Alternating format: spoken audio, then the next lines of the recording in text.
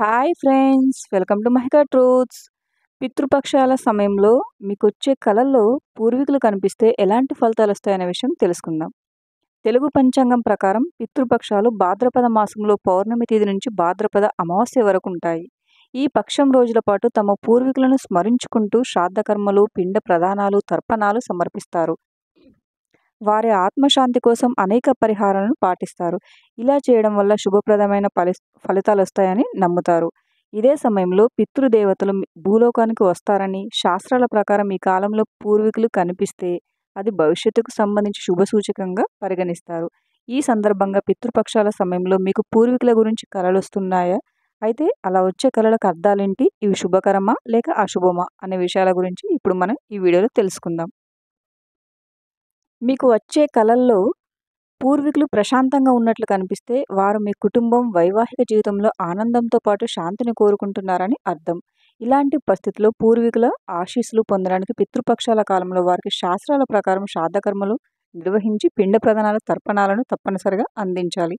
పితృపక్షాల కాలంలో మనం నిద్రపోతున్నప్పుడు మనకొచ్చే కలల్లో పూర్వీకులు మీపై చేతులు చాచి మిమ్మల్ని చూస్తుంటే అది చాలా శుభ సంకేతంగా పరిగణించవచ్చు. దీని అర్థం పితృదేవతలు మీ పట్ల సానుకూలంగా ఉన్నారనే సంకేతమని పెద్దలు చెప్తున్నారు. ఇలాంటి కలలు రావడం వల్ల మీరు జీవితంలో ఎదుర్కొనే సమస్యలన్నింటికీ త్వరలోనే పరిష్కారం లభిస్తుంది.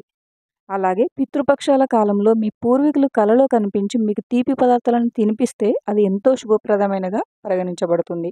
ఇలాంటి కలలొస్తే మీ పితృదేవతలు ఎంతో సంతోషంగా ఉన్నారని అర్థం. అంతేకాదు త్వరలో మీరు కొన్ని శుభవార్తలు వినటమే కాదు, కొంత పనులు ప్రారంభించేందుకు సమయం అనుకూలంగా ఉంటుంది.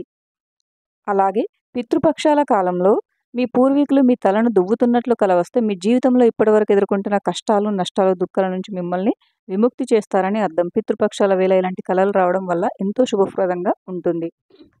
పితృపక్షాల వేళ మీ పూర్వీకులు మీతో మాట్లాడుతున్నట్టు అనిపిస్తే త్వరలో మీరు అద్భుతమైన విజయాలు సాధిస్తారని అర్థం. ఇలాంటి కలలు రావడం వల్ల భవిష్యత్తులో మీరు మంచి ఫలితాలను సాధించే అవకాశాలు ఉన్నాయని పెద్దలు చెప్తారు. ఈ 15 రోజుల పాటు పూర్వీకులు తమ ఇంటికి తిరిగి వస్తారని చాలామంది విశ్వసిస్తారు. అందుకే వారిని ప్రసన్నం చేసుకునేందుకు శ్రాద్ధకర్మలను నిర్వహించాలి. వారికి ఇష్టమైన వంటకాలను చేసి పూర్వీకులను స్మరించుకుంటూ ఆవులు, కుక్కలు, కాకులకు పెడతారు. అలాగే తమ సామర్థ్యం మేరకు నిరుపేదలకు అన్నదానం, వస్త్రదానం వంటివి కూడా చేస్తారు. ఇలా చేయడం వల్ల పూర్వీకులు సంతోషంతో మిమ్మల్ని అనుగ్రహిస్తారు. Thank you for watching friends. ఈ వీడియో కనుక మీకు నచ్చినట్లయితే వీడియోని లైక్ చేసి మరిన్ని వీడియోస్ కోసం మా ఛానల్ని సబ్స్క్రైబ్ చేసుకోండి.